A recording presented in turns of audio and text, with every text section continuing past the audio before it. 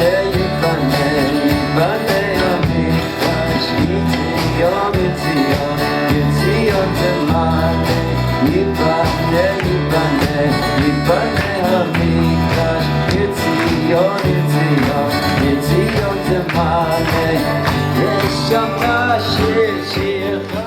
hi everybody. Thank you for coming right before Pesach or shortly before Pesach.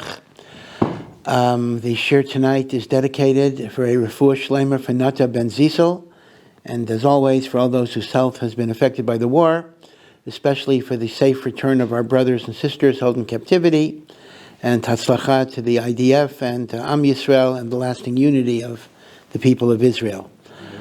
Amen. Aliyat Neshamot, Yitzchak Hirsh ben Eliezer, Dr. Yosef Walder by Aliza Bulow, and by Mrs. Jeanne Levy for the lelouye neshama of her beautiful and beloved daughter, Hanna Laure Elisa, bat Aicha Jeanne, who was nifteret, Tesvav Nissan, first day of Pesach at age 23, 18 years ago. Again, may her neshama have an aliyah.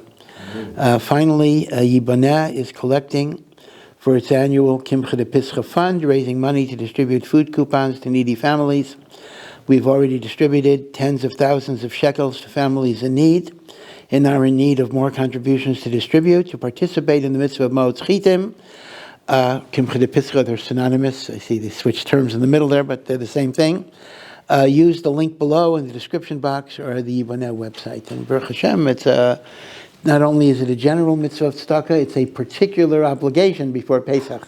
We are obligated to give money for people to be able to afford the tzorchei hachag.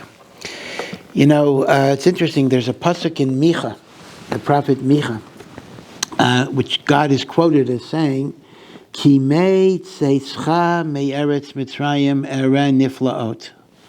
When the time of the Geula comes, I will show you wonders like the days that you left Mitzrayim. That the Geula Acharona is going to be compared in many ways to the Geula Rishona. Ki mei tzeitzcha me'eretz Mitzrayim arenu niflaot. And people often ask, why doesn't God do miracles like he did in the good old days? The good old days, splitting of the Red Sea, all of that good stuff. Today, no miracles are happening. If only God would do miracles, I would be a believer. So the truth of the matter is, Ramban says, how many times does God have to prove himself? He did all this stuff. If you believe he did it, then he did it. What does he have to keep on doing it? But there's another way of looking at it. And it says, who says God doesn't do miracles? Maybe you slept through it. I slept through it. But Saturday night, God did a miracle. The idea that Iran sends, almost 400 missiles to attack Israel, and basically, virtually nothing happened. I think one Arab young girl got hurt. I think she was Arab, but she should have Refuah Shelema. Again, anything is regrettable. But one, that is such an unbelievable rate of success on the part of Israel, that as great as our army is, as great as the Iron Dome is, as great as our security system is, nobody could believe that this was capable of happening. And it is a miracle. It absolutely is a miracle. I've heard people say, and I actually heard a physicist say, who's involved in the security system, that this was a miracle that was greater than anything that happened in the Six-Day War. He said it was greater than the Yam Suf. Okay, I don't know if I could go back and say that. I'm not that old. I wasn't there. But Six-Day War, yeah, And it's an amazing thing. It's just amazing. It's almost as if, it was said, you may like this or not like this, it was said in 1948 that the establishment of the State of Israel was God giving us a kiss after the Holocaust, after the devastating tragedies of World War II, the loss of 6 million Jews. We were broken, and God needed to give us a hug, show us, yeah, bad things have happened, but I'm with you. And the State of Israel was said to be God's hug after the Holocaust. Again, I'm not explaining the Holocaust, I'm not going there at all, but it was simply the reassurance that I'm with you. Well, I mean, Baruch Hashem, even October 7 was not the Holocaust. I don't want to compare that, but still, we're facing a bit of an analogous situation with the massacre of October 7 and the hostages and the constant fear that we have that, who knows what's going to happen every single day. And then something like this happens, in which God's love and God's care is so evident in a supernatural way. So once again, it's kind of God's hug after October 7, that He's with us. That doesn't automatically, solve everything. We still have all of the problems that we have to struggle with. But Hashem is showing us that He's with us. He's on our side. And this is a tremendous thing. The Medrash says that there were different kings. David HaMelech prayed that God should give him victory to fight the enemy. And another person just said, I don't have the strength to fight, I'll just daven. And Chizkiyahu HaMelech said, I can't fight, I can't daven. I'm just going to go to sleep and you'll handle it. Let God handle it. Well, for a lot of people, Saturday night was just went to sleep. I'm not even a heavy sleeper. I'm a very light sleeper because I didn't wake up at all. So I wake up in the morning around like 5:30, and I have 20 emails from the United States expressing fear and concern and how are you and what's going on and are you safe? And then I had no idea what they were talking about, so I look at the news. Now I'm scared to death. Gee, that's what happened. I didn't even know. I didn't hear any sirens. I mean, there were. I said there were sirens, but I didn't hear anything. So it's really what Chazal say: Ein bal hanes makeres nisa. Sometimes a person benefits from a divine miracle and doesn't even know a miracle happened. And that's what this is. So it's something we have to think about really very, very carefully. Who knows what will happen the next time? Who knows if there'll be a next time? Who knows? There's a lot of stuff we don't know. And, when God does miracles for you, there's also a reciprocal responsibility to try to give something back in some way. And we got to think about what that's going to entail. But nevertheless, we should revel and rejoice in this Yeshuat Hashem that came in a very, very most unlikely and unexpected way. How Israel should respond, I'll leave to the politicians, although maybe I shouldn't even say my personal opinion. Okay, what is? My personal opinion is that this may be the only issue in the Middle East that Joe Biden ever got right. But whatever it is, I kind of agree with him, but I understand the other argument too. So I don't want to get into the politics of it. It's kind of, Baruch Hashem, nothing happened. Let's just go on. We don't need to be involved in a war on multiple fronts. But okay, but I'll leave that to other people to debate and discuss. But right now we should see that in the month of Nissan is the month of redemption, the month of miracles, and Hashem gave us a Nissan miracle this year, something to be very, very grateful. And maybe, just maybe, it once again is a harbinger, a prediction of Mashiach, based on the pasuk, that before Mashiach comes, I will show you miracles analogous to Yitziat Mitzrayim. Kimei tseischa mi'eretz Mitzrayim, erenu niflaot. An amazing thing. Now, a lot of what I'm going to talk about, I think we have covered in various weeks. I'm going to bring a few things together. I mean, after all, when we did Chumash Shmos, what were we talking about? We were talking about Yetzias Mitzrayim and the like. So now we're back to Pessah, and we have the same type of inyanim. Let me just start though with an interesting historical point. People ask, when was the first Seder? So obviously the first Seder was in Egypt. The night before we left Mitzrayim, we had a Korban Pesach, and we ate the Korban Pesach, and we sat around that last night recounting. Well, we couldn't recount everything because some things haven't happened yet. We couldn't recount. Right? What was the story of the Exodus before there was an Exodus? So obviously we were not yet talking about things that didn't happen yet, but we were talking about things that were going to happen. And we talked about the plagues, and we talked about the faith in God, all of those things. So that was the first Seder. The second Seder was 1 year later, exactly 1 year later. We're in the desert, And we had one Korban Pesach in the Midbar. Right? That was the second Seder. That was actually pre-Mun, because the Mun didn't start falling into... No, I'm sorry, the Mun started the Eor before. Yeah, so the Mun had been falling for 11 months. But okay. Now, if we then ask, when was the next Korban Pesach that was brought? It was in the days of Yehoshua ben Nun. The rest of the 40 years in the desert, there was no Korban Pesach. The holiday of Pesach, in terms of not doing malacha, presumably they kept as one of the mitzvahs of the Torah, but they didn't bring the Korban Pesach. They didn't eat matzah. They didn't eat maror. They didn't do any type of Haggadah. They didn't do any type of Sipur Yetzias Mitzrayim.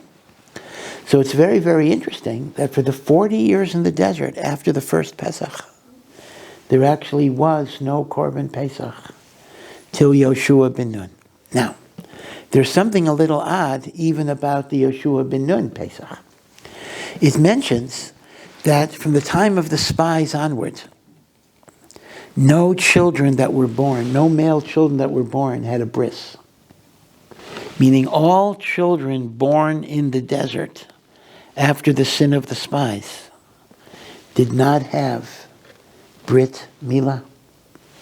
Why was that so? So the Gemara discusses that as a result of both the sin of the Egel and the sin of the spies, we were no longer protected by God to the same degree that we had been protected before. We had man, we had the clouds of glory, but we didn't have all of the healing that God gave us. And as a result, it was considered to be a sakana to do circumcision while we're actively traveling. So as a result, an entire generation of Jewish boys in the desert did not have Brit Milah. Now, what is the halacha of Korban Pesach? You cannot bring a Korban Pesach if you are uncircumcised. But more than that, you can't bring a Korban Pesach if any of your children are uncircumcised. Which means to say, if I would have a son, and this is even if it's medically necessary, meaning even if it would be a sakana, like hemophilia, for the baby to have a brit. So I'm excused. I'm not allowed to bring a Korban Pesach. So there is a reason why they didn't bring a Korban Pesach in the desert for those 40 years. At least some of the families had boys who were not circumcised, and that would prevent the fathers and the mothers from bringing the Korban Pesach. Now that wouldn't necessarily cover everybody, because not everybody had a boy any given year. I mean, let's say I didn't have a boy in year 2 or whatever it would be. But the other reason why they didn't bring a Korban Pesach was because the Korban Pesach is really connected to a Beis HaMikdash, meaning it's the other way around. Bringing it in the desert was the exception. The norm would be you'd have to wait till Eretz Yisrael and the like. But what's interesting is they finally did bring a Korban Pesach in the days of Yehoshua ben Nun, and in the book of Yehoshua it discusses there was a mass circumcision ceremony. Hundreds of thousands of people had to be circumcised in order to bring the Korban Pesach. Ki mulim hayu kol hamayotzim. The people who left Mitzrayim were circumcised. The people who were born in the desert were not circumcised. They're the ones coming to Eretz Yisrael. We have to circumcise them. But here is the oddity. There is another halacha that got activated when they came to Eretz Yisrael. This is very fascinating. This is the Iser of eating chadash. Now, I don't want to get too detailed, but just in terms of just understanding something. What is chadash? Chadash applies to grain, particularly grain that grows in the land of Israel, mainly. Grain that grows in the land of Israel, the 5 grains, not kidneys, the same 5 grains that become chametz. Wheat, barley, oats, rye, spelt. That new grain that grows cannot be consumed until you bring a sacrifice of barley on the second day of Pesach, which is called the Omer sacrifice. Chadash is Aser until the Korban Omer is brought. Now, you may then ask me, so how can I ever eat Chadash today if we don't have a Beis HaMikdash and the Korban HaOmer is not brought?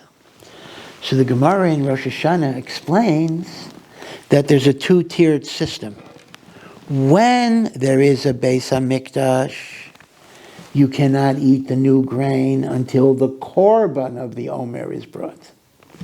When there's no Beis HaMikdash, it is the start of the day of the Omer, meaning the Omer is brought on the second day of Pesach, which is the 16th of Nissan. So when there's no Beis HaMikdash, you can't eat the grain of the new year until the morning of the 16th of Nissan. But Rav Yochanan ben Zakkai was metakein that you got to wait until the 17th of Nissan. In other words, he basically said that that day is no longer permitted. The reason is because maybe the temple will get rebuilt, and if you got used to eating it first thing in the morning, that's not going to be allowed when the temple is built, because you're going to have to wait till they bring the Omer. You see? In other words, if they bring the Omer at 12 noon, you couldn't eat the Chadash till 12 noon. But if you got into the habit of eating it at 6 in the morning, then next year when the temple gets built, you'll eat at 6 in the morning. So they therefore said, don't eat it on the 16th at all. And when the temple is built, then you'll eat it on the 16th when they bring the Omer. Okay, whatever it is. So the practicality simply means the following.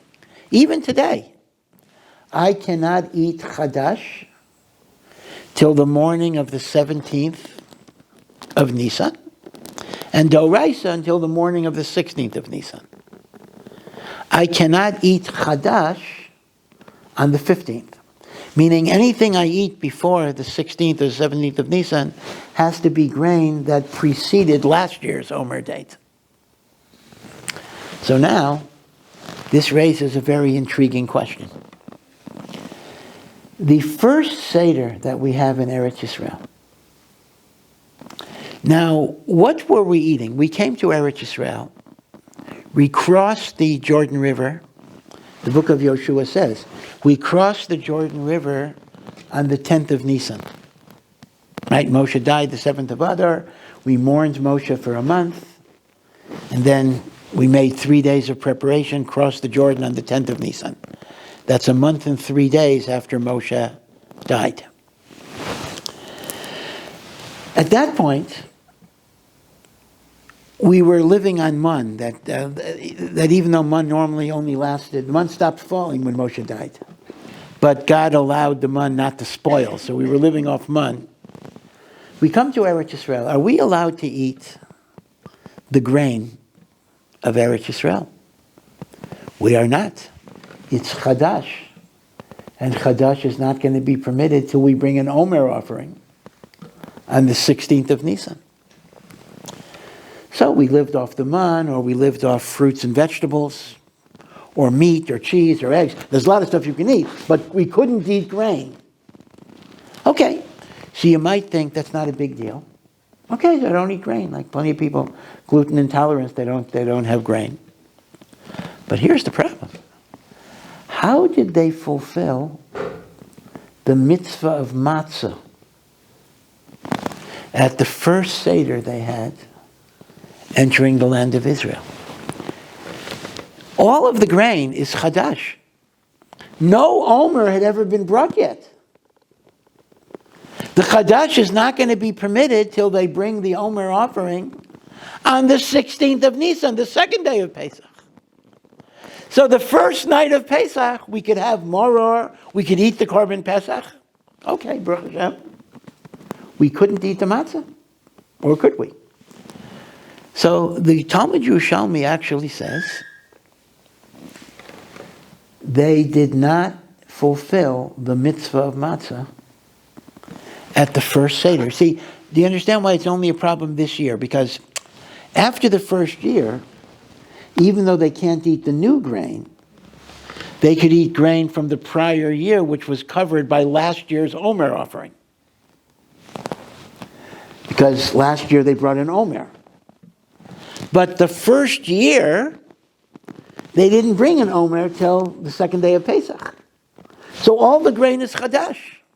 If all of the grain is Chadash, they're not allowed to eat it till the second day of Pesach. So, actually the Bavli says it as well. I mentioned the Yerushalmi asked the Kasha on it, but both the Bavli and the Yerushalmi say absolutely they did not fulfill the mitzvah of matzah at the first Seder. In some ways, it's kind of like starting off on a bad foot. I mean, this is your first Seder in Eretz Yisrael, and you can't eat matzah. Very strange. So that's an interesting historical point that I wanted to share with you. Let me just mention the interesting question of the Yerushalmi. The Jerusalem Talmud asks a fascinating question. There is a general rule in halakha that if something is prohibited by a negative commandment, thou shalt not do something. But I have a positive mitzvah to do something. And the only way I can do the positive is by transgressing the negative. I don't have another choice. So what do? Do I obey the negative and not do the positive? Or do I say, listen, I got a positive commandment and I don't have any way out, so maybe the positive overrides the negative, right? You understand the problem here? I have a conflict of directives. The negative commandment says don't do something. The positive commandment says to do it. So if I have a way of doing the positive without the sin, of course I got to do that. That's obvious. But if I don't have any other alternative, which has precedence, the positive or the negative? So halacha gives you an answer. Halacha basically says the obligation of doing a mitzvah overrides the prohibition of not doing something. This is called aseh, the positive commandment. Docha pushes aside lo ta'aseh, the negative commandment. Aseh docha lo sasa. The most common example, although it may not be totally apt, is the notion of doing a brit milah if a baby is born on Shabbos. Now, doing a bris actually involves violating malachos. You're causing bleeding and bruising. So it's a negative commandment. It's desecration of Shabbos. On the other hand, there's a positive commandment to circumcise on the 8th day. So what do? The positive commandment of Brit overrides the negative commandment of Chilul Shabbos. Aseh, docha, lo sasa. So the Talmud Yerushalmi asks a very logical question. Isn't that exactly the situation the Jews found themselves on the first Seder night in the time of Yoshua? On one hand, there's a negative commandment, do not eat the new grain until the Omer is brought. On the other hand, we have no other grain. All we had was mun. Mun is not kosher for matzah. It may taste like matzah, but mun is not matzah. Matzah requires from the grains itself. We have no other grain. And if that's the case, the positive commandment of matzah should override the negative commandment of not eating the chadash. So that's a kasha the Talmud Yerushalmi asks. It does give various answers. We don't have to get into all the technicalities, but I just wanted to bring out the historical anomaly. Okay. And there's a lot of logistical problems in Pesach, a lot of logistical problems. It's interesting. I assume most people here have migrated from Chutz La'aretz. I don't think anyone here was actually born in Israel. So all of us remember the old country, the olden days, where we had 2 Siddharim. And some people say, maybe most people say, that having one day Yom Tov is one of the greatest benefits of living in Eretz Yisrael, particularly for Pesach. On the other hand, I have heard a respectable minority who actually say they miss a second Seder because it gives you a chance. Practice makes perfect. It gives you a chance to get it right. There may be different types of Torah insights that you didn't want to use up all the time the first night because it was getting late, but that way you can split it. You have 2 occasions to try to bring out different ideas. So logistically, a Seder is a difficult experience. First of all, it can be uplifting, it can be joyous, it can be redemptive, it should be redemptive. But part of it is logistically difficult because how are you going to pitch it to the many different types of people and different types of interests that exist in the audience?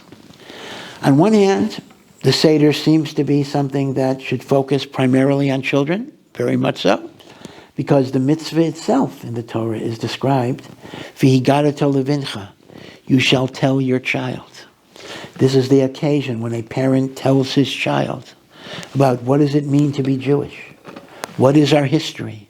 How did we become a nation of God? And what does Yetzias Mitzrayim mean for us? The notion of contemporizing Yetzias Mitzrayim, even though it may sound a little avant-garde, is, I would suggest, not at all a foreign idea. We have to ask ourselves, what does it mean that we were slaves in Mitzrayim and God took us out of that slavery? What are the implications? What is the significance of that for the way we live our lives on a day-to-day basis? These are very important questions. On the other hand, we also have adults. We might have grandparents. We might have aunts and uncles and the like. So you got to kind of throw a lot of balls in the air, and you have to try to speak to everybody on some level. But then you run into the problem, jack of all trades, master of none, in which the attempt to try to do a little bit for everybody means that nobody totally gets everything they need. So I don't have an answer to that. I can't even give you an answer to that. You just do the best you can and pray that at some point the Kadosh Baruch Hu will take over and give you the siyata d'shmaya to try to make it inspiring and the like. Let me just remind people that if a person, let's say you have some people who really want to talk a lot about the Haggadah and the Seder, and other people, maybe elderly, they need a quicker Seder, you can talk about Yetziat Mitzrayim even after the Seder is over.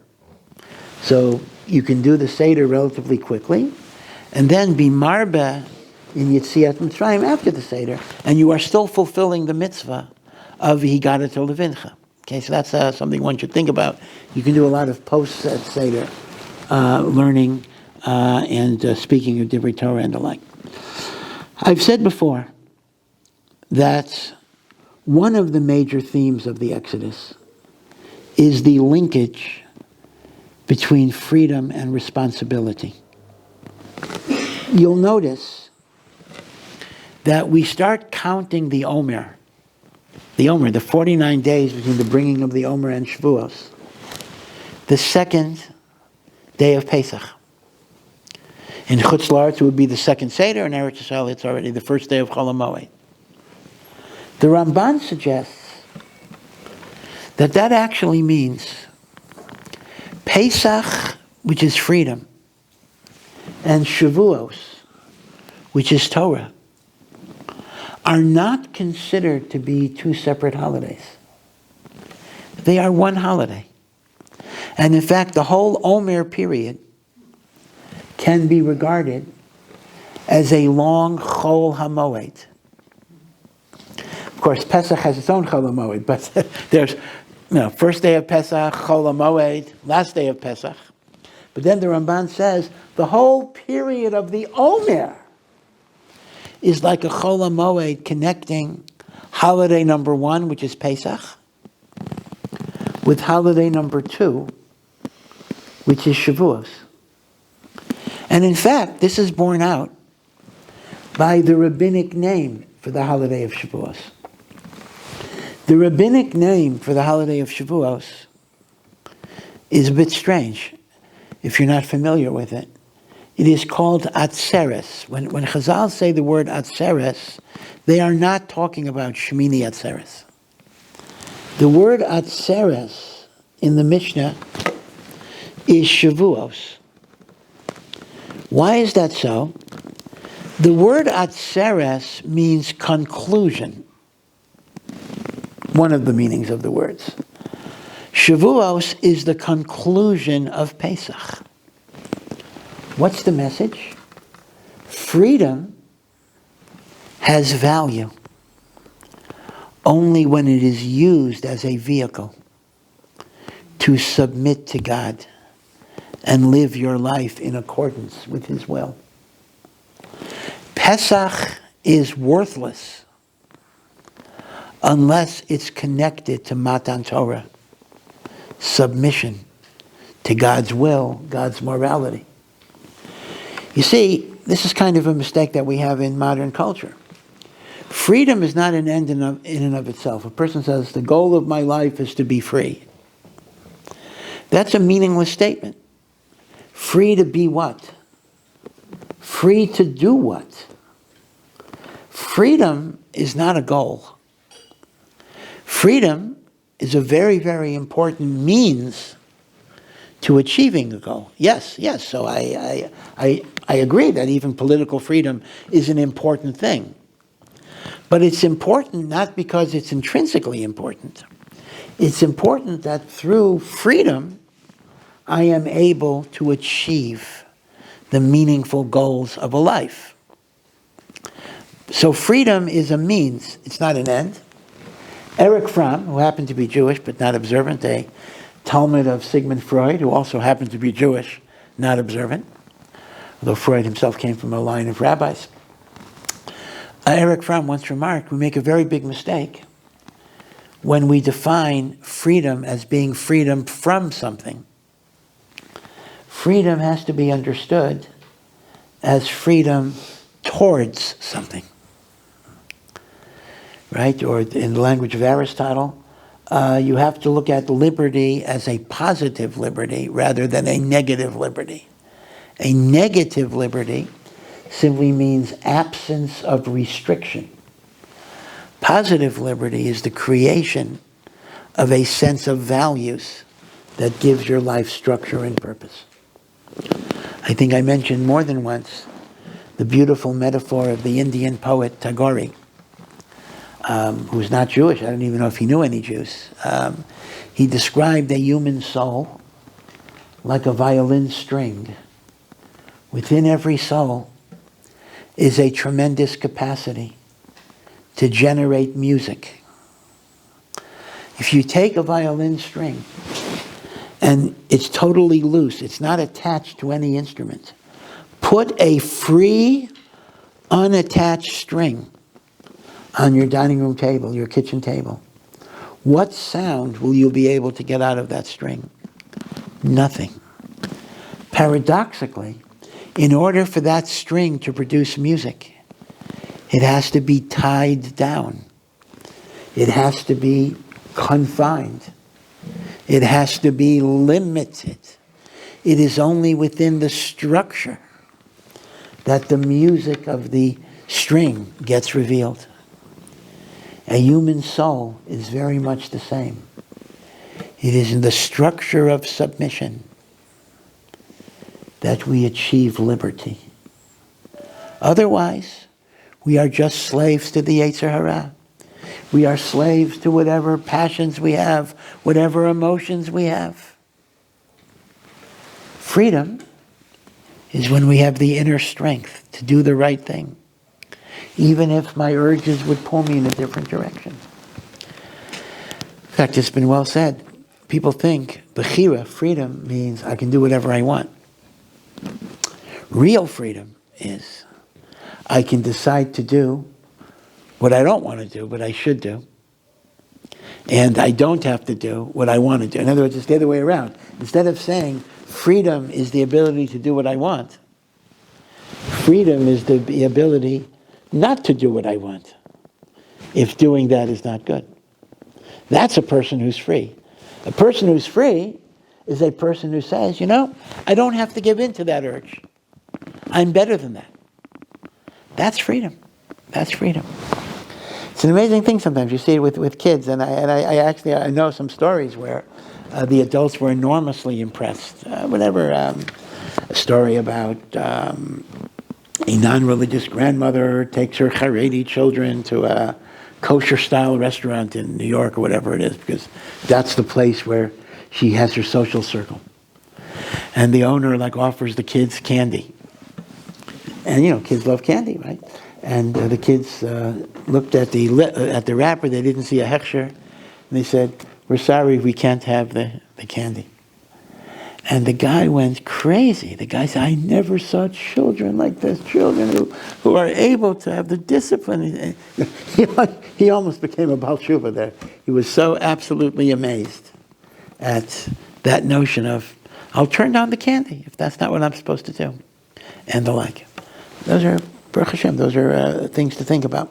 So the point I'm making is, this is why in the Jewish calendar, Pesach and Shavuos are linked by the counting of the Omer.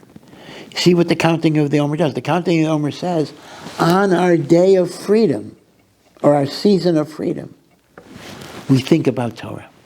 Now Chazal made the point in a very interesting way. They pointed out that the grain offering of Pesach, the grain offering, which is the Omer offering, is barley. Barley, before cholent was invented, was commonly fed to animals. The grain offering of Shavuos is wheat, which is human consumption. So moving from Pesach to Shavuos is moving from animal liberation to human dignity. Meichel Behema versus Meichel Adam. You see? And that's why we need counting of the Omer.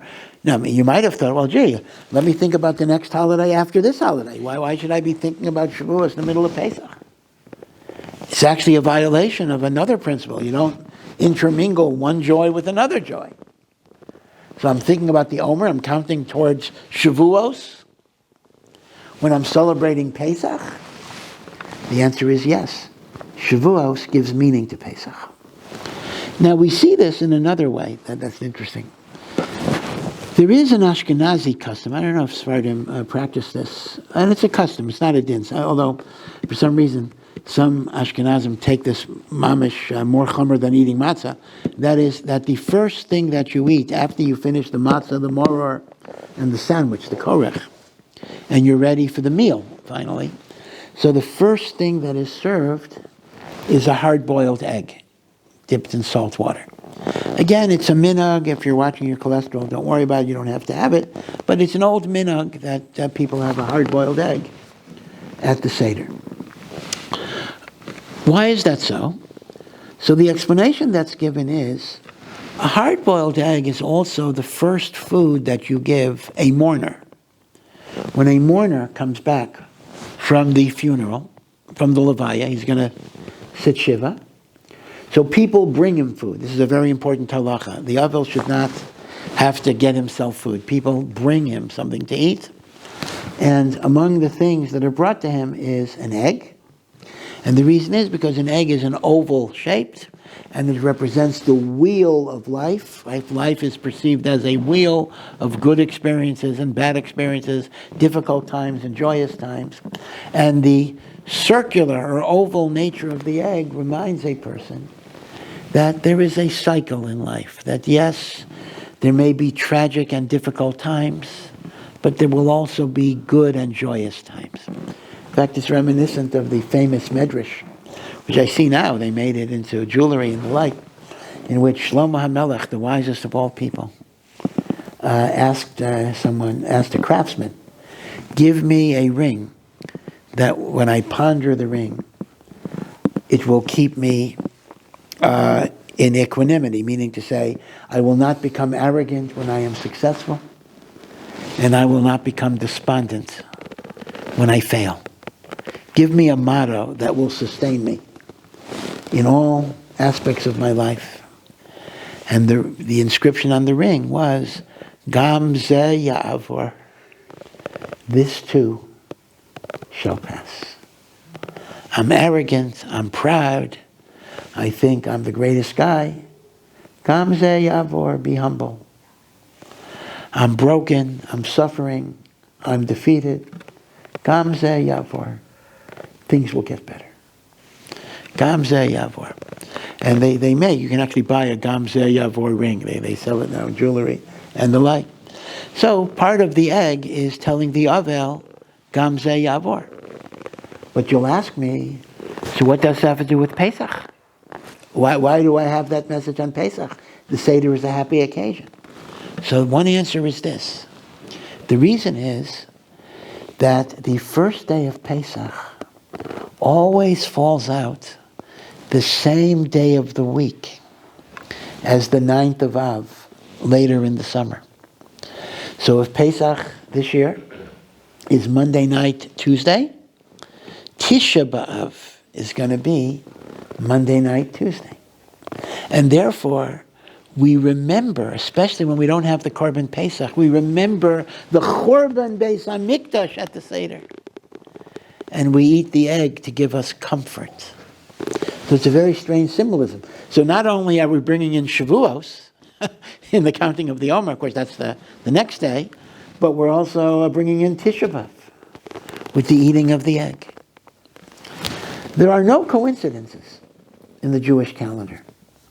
Why would it be so that the first day of Pesach, the day of liberation, the day of freedom, is going to be the same day as the 9th of Av? Why should that be? So here is my speculation. I have no source for it whatsoever, but it's a thought. And the thought is, the first day of Pesach is the only day of the Chag that is not yet connected to the counting of the Omer, because you don't start counting the Omer till day 2. So the first day is pure freedom without a connection to submission to Hashem. So maybe the lesson is, freedom without submission leads to Tisha B'Av and destruction. In a sense, the egg takes the place of the Omer, right? The Omer counting is designed to remind me of the linkage between freedom and responsibility. What happens is, first night Seder, you don't have the Omer. That is the function of the egg. Remember Tisha B'Av. A freedom that is not connected to submission to God will inevitably lead to destruction.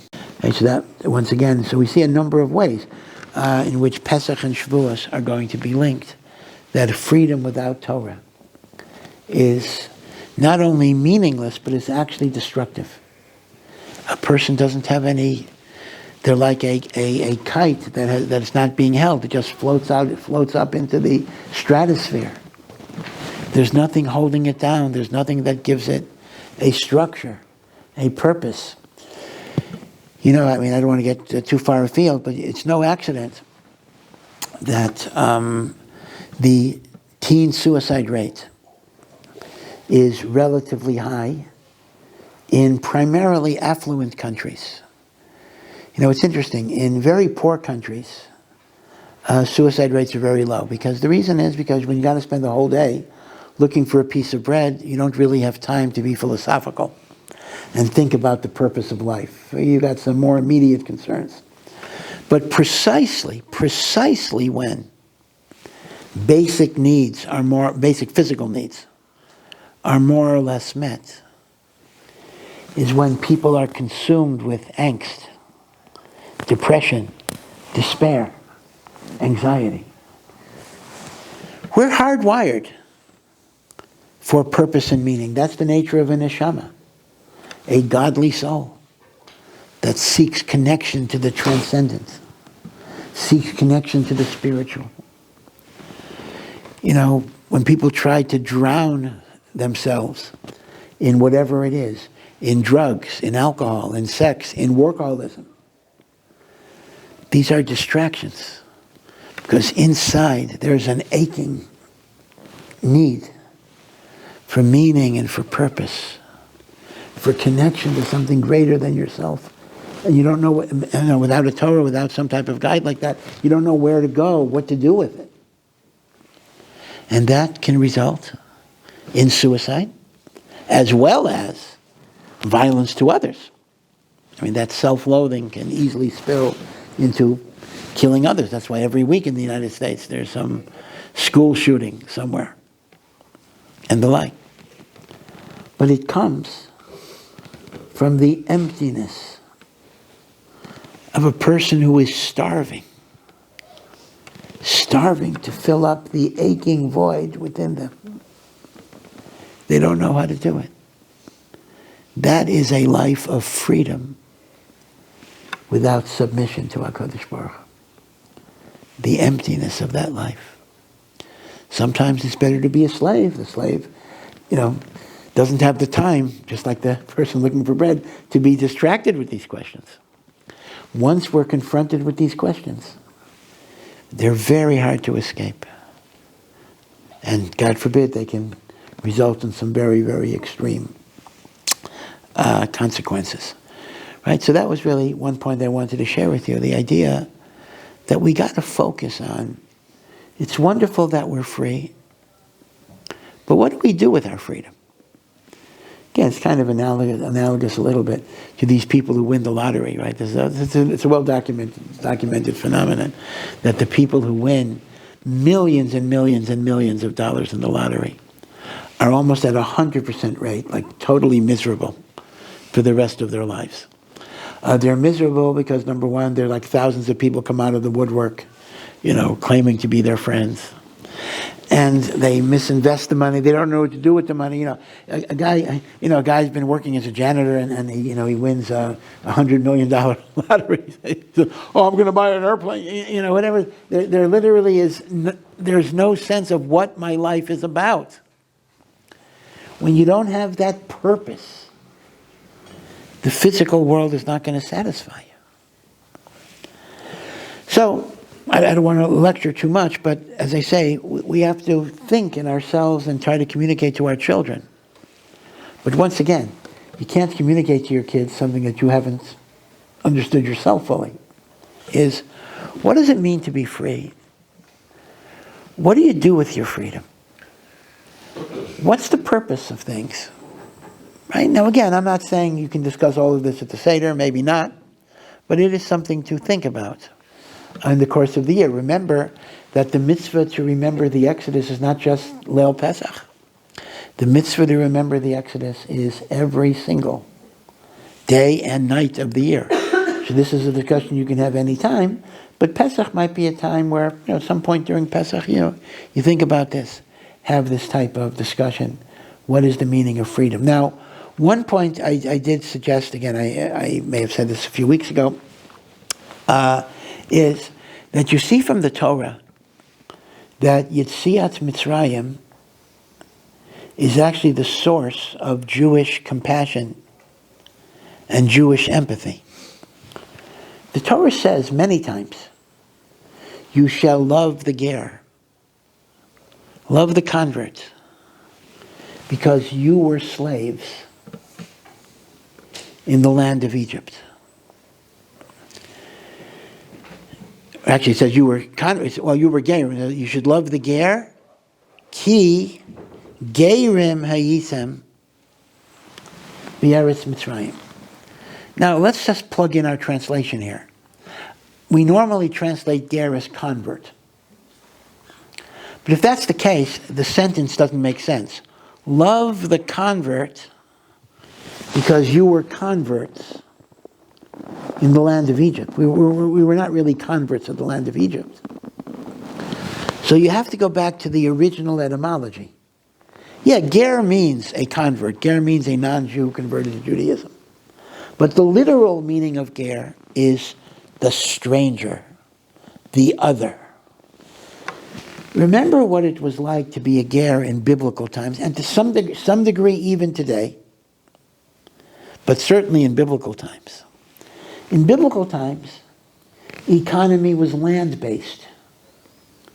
Right? You owned land that was kept in the family. Ad kedei kach that even if it was sold, it would go back to your family in the Jubilee year. A land-based economy, an agrarian economy. An economy or a society based on tribal affiliation. Reuven, Shimon, Levi, Yehuda. And now we have a ger. A ger doesn't own land. A ger has no tribal connection. A ger has no protexia, to use a modern word. He comes to you as the stranger. He comes to you as the other. The natural inclination of a person who is secure and comfortable in his life is he doesn't pay attention to the insignificant people on the bottom rungs of the ladder. Not that he's going to be bad to a ger, but he's not going to pay attention. I'm sitting pretty. I got my land. I got my tribe. I got my clan. And whatever he's doing is his business, not my business. What is the Torah's message? The Torah's message is, when you see people who are powerless, you see people who are weak, you see people without influence, remember their pain, because it once was your pain.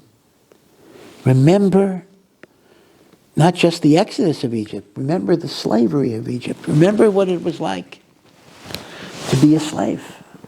Remember what it was like to be a nobody. Remember what it was like to be poor and humiliated and afflicted and abused.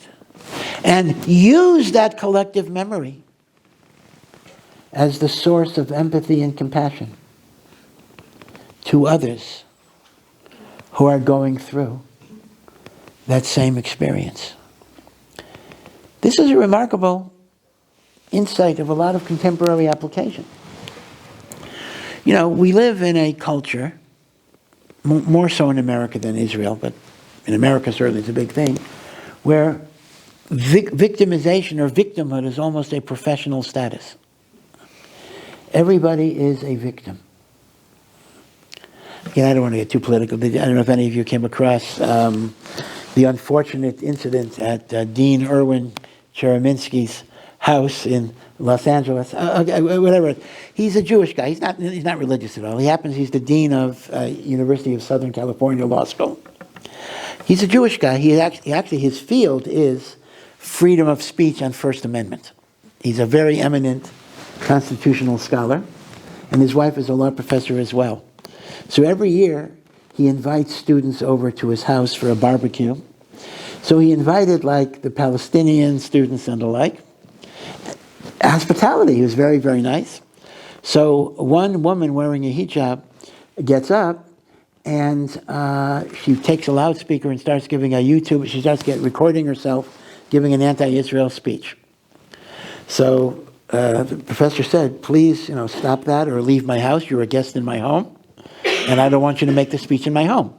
And, there's no First Amendment right to make speeches in somebody's home. Go somewhere else and make your speech.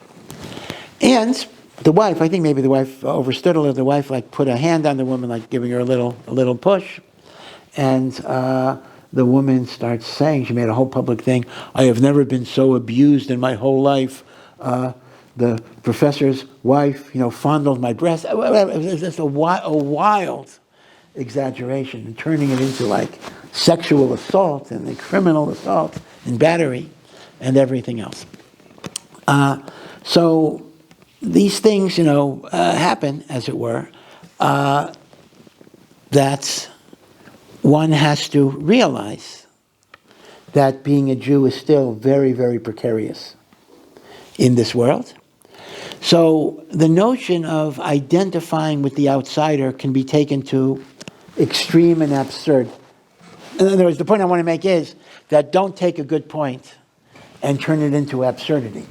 Yes, one of the lessons of Yetzias Mitzrayim is empathy, compassion, looking at the suffering of all people, Jews and non-Jews. Absolutely. But don't allow victimization to be taken to absurd. So in the United States, everybody's a victim of something. How does the Torah view victimization? So here's what the Torah says. If you have been victimized, instead of using your victimization as a shield for entitlement, use your victimization as a source of empathy and compassion for others. And then you're no longer a victim. You become a hero. Now, these are dangerous words to say, and I may very well get negative responses, because I want to make it absolutely clear. There are certainly victims in the world, very serious, who have suffered sexual abuse, emotional abuse. We have to have compassion. We have to have respect. We have to take the steps that protect them. There is no question about that. And I want to make it very, very clear. I am not demeaning the legitimate, I'm not defending the abuses that people have suffered. But you see, if that victimhood becomes a narcissistic preoccupation with self-entitlement, then you're living your whole life as a victim. The Torah's message is extraordinarily powerful. Remember your slavery. Remember your victimhood. Remember your pain. Don't make believe it didn't exist. But use that pain as the source of how you help others. It's a tremendous idea, and it also has a very healing effect on the victims themselves. When a victim can kind of go beyond themselves and use their pain as a catalyst to help others, they become redeemed. They become liberated. They can move on. Their life acquires a purpose. Okay, so it's, again, something to think about. This idea that one of the lessons of Yetziat Mitzrayim is the notion of feeling the pain of others through the empathy of remembering the collective pain that we went through. In that connection, I'll just end with a little story. Some of you might have read the biography of Rav Yaakov Yosef Herman. This is All for the Boss. It's a remarkable book. Rav Yaakov Yosef Herman was the father-in-law of, was the father of Rebbe Steinberg, the father-in-law of Rav Chaim Pinchas Steinberg, one of the great Gedolei Ador, the one who wore 100 pairs of tzitzis. He looked stocky. You wouldn't know. He looked like a football player, but he really was quite thin. But he wore 100 pairs of tzitzis. Nobody knows why, and none of his children do it, and he told them not to do it, but whatever, this was his thing. But his father-in-law was Rav Yaakov Yosef Herman, who lived in New York, and the end of his life lived in Eretz Yisrael. He came from Europe to New York, and then eventually spent the last years in Israel. And he was a remarkable person. I mean, he was religious at a time when very few Jews in America were religious. And his daughter, Ruchama Shane, Rebbetzin Steinberg's sister, wrote a very loving biography of her father, filled with beautiful, beautiful stories. Bichlal, Ruchama Shane was a great writer anyway, but filled with stories, and all for the boss. So it's one of those inspirational books of stories of great people that it might be worthwhile to read. So she tells a story in the book. I'm not totally accurate in every factor, but I'm going to give you the general gist of the story. She says that her father came to America with his parents when he was like 11 years old, or whatever it is. His parents quickly saw that they could not make it here. So they went back to Europe. But they left him alone. They thought America was better for him. They left him alone in the country as a young boy. Can you imagine that? They set him up with a relative, charging rent for a room that was something like $5 a week, which in the 1920s actually was expensive rent, but it was manageable. As soon as the parents left, the rent was raised to $10 a week. At that point, little Yaakov Yosef, who was working, there were no child labor laws in those days, he couldn't afford it. He got evicted. He got evicted Friday afternoon. He spent all of Shabbos in Central Park, which granted was safer then than it later became. And you can imagine, maybe you can't imagine, how frightened he was. All he had was 2 little rolls with him. He was cold. He was lonely. He was frightened. He was scared. His parents weren't there. He had no place to go. He had no home to live.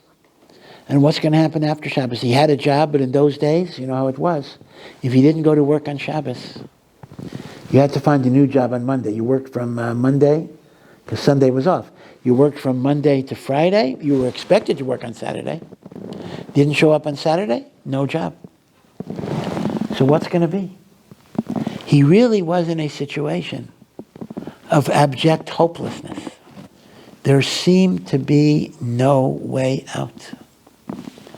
So he told his daughter, years later, that night was the most frightening, scary, despondent night of his life.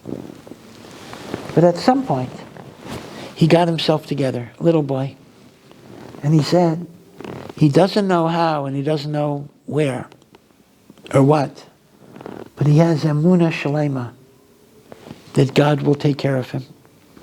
And then he said to God, he asked God for one thing only. He asked God that he should never forget the pain and the loneliness that he feels tonight.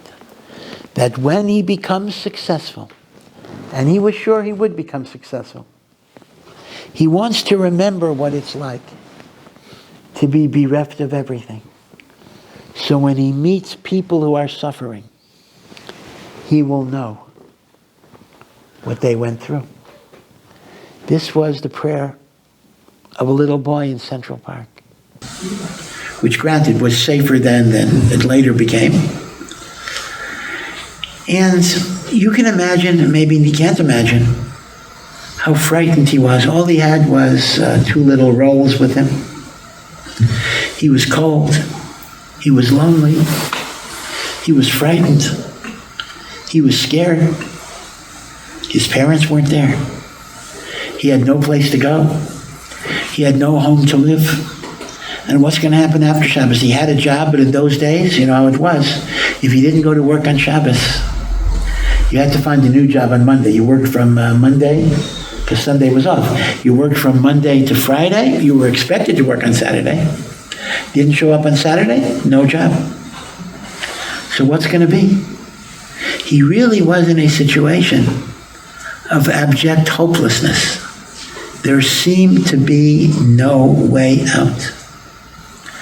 So he told his daughter, years later, that night was the most frightening, scary, despondent night of his life.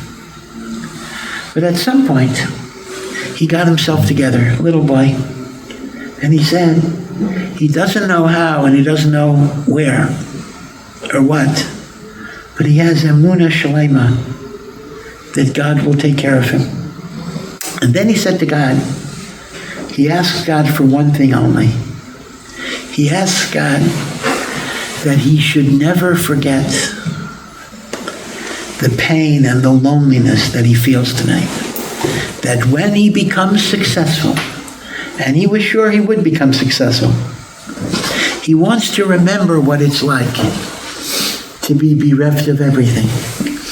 So when he meets people who are suffering, he will know what they went through.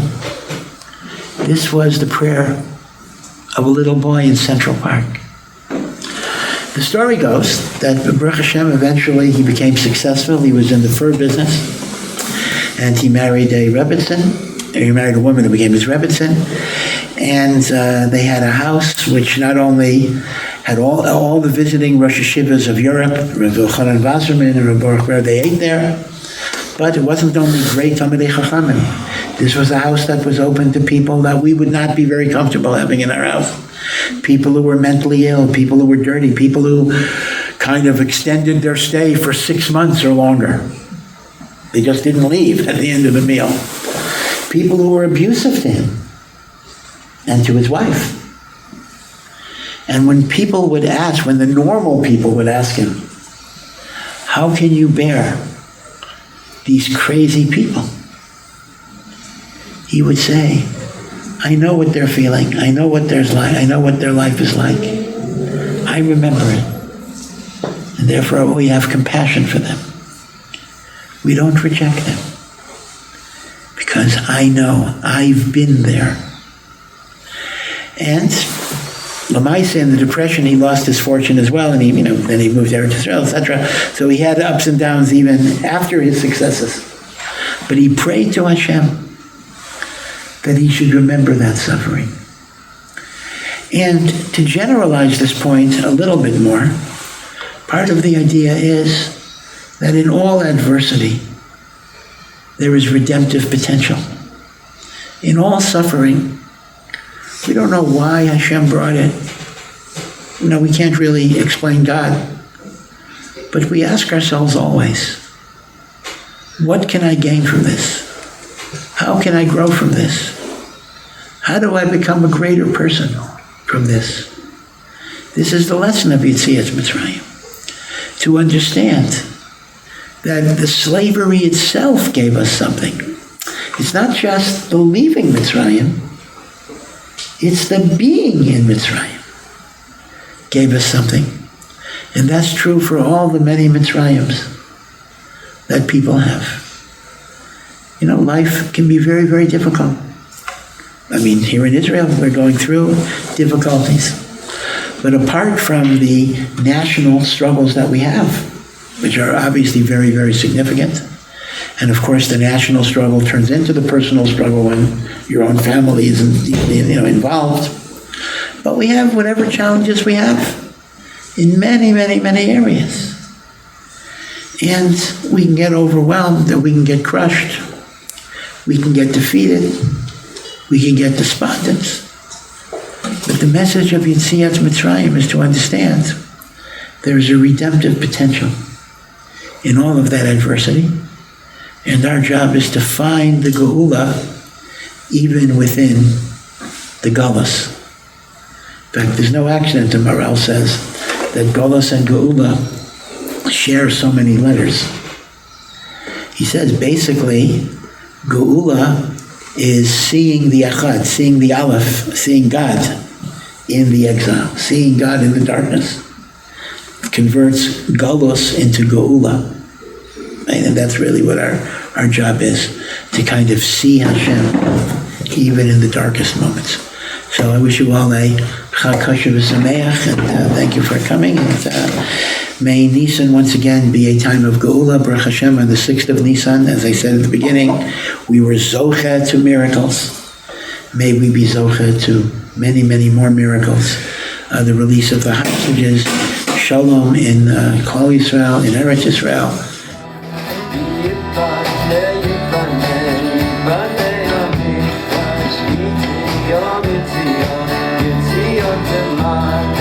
YIBONEH,